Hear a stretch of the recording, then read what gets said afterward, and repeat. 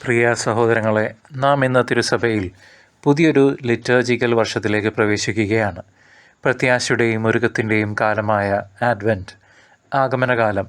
ഈ കാലഘട്ടം നമ്മെ ഓർമ്മിപ്പിക്കുന്നത് നാം ക്രിസ്തുവിൻ്റെ ഒന്നാമത്തെ വരവിനായി ക്രിസ്മസ് മാത്രമല്ല, അവൻ്റെ മഹത്വത്തിലുള്ള രണ്ടാമത്തെ വരവിനായും കാത്തിരിക്കുകയാണ് എന്നാണ്. അതിനാൽ നാം ഇന്ന് ധ്യാനിക്കുന്നത് ജാഗ്രതയോടെയുള്ള പ്രത്യാശയെക്കുറിച്ചാണ്. പലപ്പോഴും നമ്മുടെ ആത്മീയ ജീവിതം ഒരുതരം മയക്കത്തിലാണ്.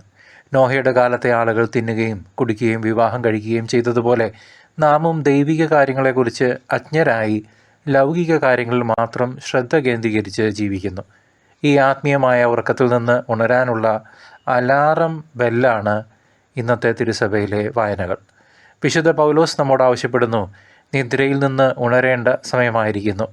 നമ്മുടെ ജീവിതശൈലി ഇരുട്ടിൻ്റെ പ്രവൃത്തികൾ, അതായത് സുഖലോലുപത, അസൂയ, അഹങ്കാരം, വഴക്ക്, ലൗകിക ജഡികാസക്തികൾ ഇവയെല്ലാം ഉപേക്ഷിച്ച് പ്രകാശത്തിൻ്റെ ആയുധങ്ങൾ ധരിക്കുക എന്നതാകട്ടെ.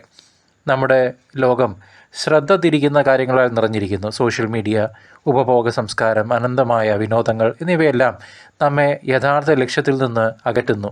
യേശുക്രിസ്തു നമ്മോട് പറയുന്നു, നിങ്ങൾ തയ്യാറായിരിക്കുവിൻ, എന്നാൽ നിങ്ങൾ പ്രതീക്ഷിക്കാത്ത ഒരു മണിക്കൂറിലാണ് മനുഷ്യപുത്രന് വരുന്നത്. ഈ മുന്നറിയിപ്പ് നമ്മിൽ ഭയം ജനിപ്പിക്കാനല്ല, മറിച്ച് നമ്മുടെ ജീവിതത്തെക്കുറിച്ച് ഗൗരവമായി ചിന്തിക്കാനും തിരുത്താനും നമ്മെ പ്രേരിപ്പിക്കാനാണ്. ഒരു കള്ളൻ വരുന്നത് പോലെ അപ്രതീക്ഷിതമായിരിക്കും കർത്താവിൻ്റെ വരവ്. ജാഗ്രതയോടെ കാത്തിരിക്കുക എന്നതിനർത്ഥം നിഷ്ക്രിയരായി ഇരിക്കുക എന്നല്ല, അത് സജീവമായ ഒരു പ്രത്യാശയാണ്.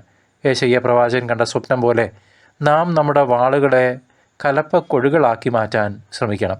സമാധാനത്തിനും നീതിക്കുമായി പ്രവർത്തിക്കണം. പ്രാർത്ഥനയിലൂടെയും കൂദാശകളോടുള്ള വിശ്വസ്തതയിലൂടെയും ദരിദ്രരോടുള്ള കരുണയിലൂടെയും നാം ഈ പ്രത്യാശ പ്രകടിപ്പിക്കുന്നു.